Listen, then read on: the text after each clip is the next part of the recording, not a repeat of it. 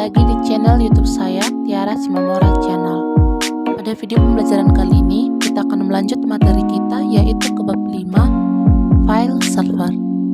File server adalah sebuah komputer yang terpasang ke jaringan dengan tujuan memberikan lokasi untuk akses disk bersama atau sharing resource.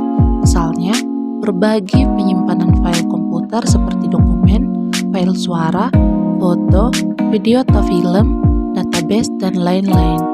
File-file tersebut dapat diakses oleh workstation yang melekat pada jaringan komputer. Berdasarkan fungsinya, jenis file server dapat dibedakan menjadi dua, yaitu server dedikasi dan server non-dedikasi.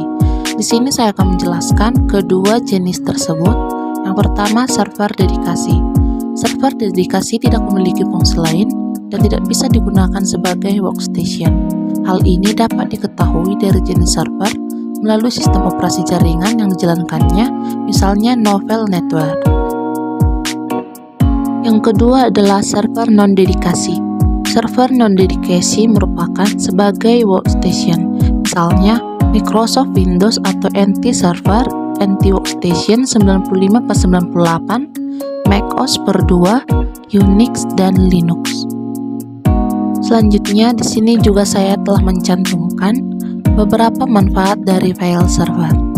Manfaat dari file server adalah menghemat resource atau sumber daya, terutama dalam hal media penyimpanan.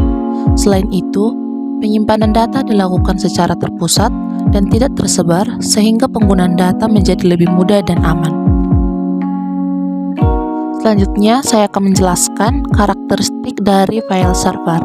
File server dapat disebut sebagai jantungnya jaringan. File server terdiri atas perangkat komputer berkecepatan tinggi dengan media penyimpanan dan kapasitas RAM yang besar, serta didukung dengan kartu jaringan yang cepat. Setiap sistem operasi pada jaringan yang tersimpan dalam file server ini, termasuk data dan berbagai aplikasi diperlukan dalam sebuah jaringan.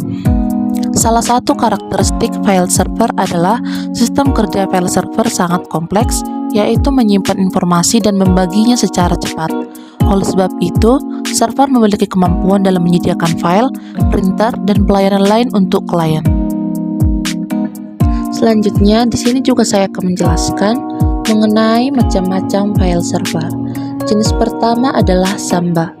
Samba server adalah program yang dapat menjembatani kompleksitas berbagai platform sistem operasi Linux atau Unix dengan mesin Windows yang dijalankan dalam suatu jaringan komputer. Samba adalah sebuah software yang bekerja di sistem operasi Linux, Unix, dan Windows yang menggunakan protokol network SMB atau server message block. SMB adalah sebuah protokol komunikasi data yang juga digunakan oleh Microsoft. Selanjutnya, macam file server yang kedua adalah FTP server. File Transfer Protocol Server atau disingkat FTP server adalah jenis kedua dari file server. Fungsi FTP sendiri untuk menukar file dalam sebuah jaringan menggunakan koneksi TCP. Dan di sini saya akan menjelaskan salah satu dari jenis tersebut, yaitu Samba server. Setelah membaca pengertian dari Samba server di slide sebelumnya, di sini saya akan menjelaskan karakteristik Samba server. Ada beberapa karakteristik dari Samba server atau free, yaitu yang pertama, mudah dikonfigurasi oleh administrator. Yang kedua, tersedia untuk berbagai jenis platform dan sudah terhubung langsung ke jaringan. 3. Dapat diandalkan karena jarang terjadi kesalahan. 4. Mudah dikonfigurasi sesuai dengan kebutuhan administrator. 5. Memiliki performa yang tinggi dan maksimal. Dan yang keenam, jarang ditemui kesalahannya dalam penggunaan di jaringan.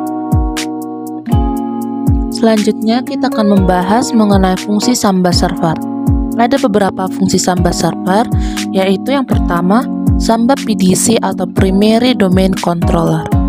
Jika dalam satu jaringan terdapat berbagai jenis sistem dengan berbagai jenis platform, maka dibutuhkan sebuah program untuk menjembatani semua perangkat agar dapat saling berhubungan satu sama lain.